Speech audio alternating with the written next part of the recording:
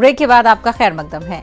करतारपुर राहदारी आज से खुल जाएगी। राहदारी खुलने के मरकज के फैसले से सिख खुश हैं। गुरु नानक देव की जयंती के मौके पर करतारपुर राहदारी को दोबारा खोलने का फैसला किया गया है। प्रकाश उत्सव के मौके पर करतारपुर राहदारी को खोलने का मुतालबा मुख्तलिफ गोशों से किया जा रहा था। कोरोना फूट पड़ने की वजह से इस राहदारी को मार्च 2020 में बंद कर दिया गया था। 2019 में ये राहदारी खुली थी। हिंदुस्तानी सरहद से तकरीबन 5 किलोमीटर की ये राहदारी पाकिस्तान में गुरुद्वारा दरबार साहिब को जाती है।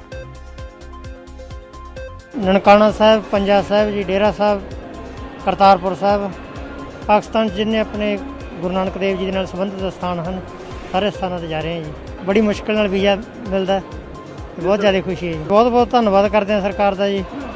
सस्ता कहने सारे रस्ते खुलन, संगत आसानी नाल आ जा सकन।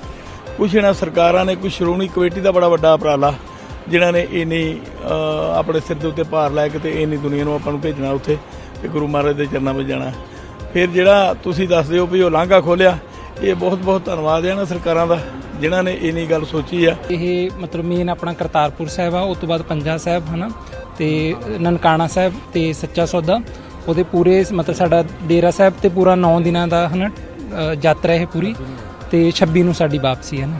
ਇਹ ਤੋਂ ਜ਼ਿਆਦਾ ਵੱਡੀ ਖੁਸ਼ੀ ਉਦੋਂ ਹੁੰਦੀ ਜਦੋਂ ਸਾਰੀਆਂ ਸੰਗਤਾਂ ਸੀ ਰੋਜ਼ ਅਰਦਾਸ 'ਚ ਪੜ੍ਹਦੇ ਹਾਂ ਨਾ, ਸਾਨੂੰ ਨਨਕਾਣਾ ਸਾਹਿਬ ਦੇ ਦਰਸ਼ਨ ਦਿਦਾਰੇ ਬਖਸ਼ੋ।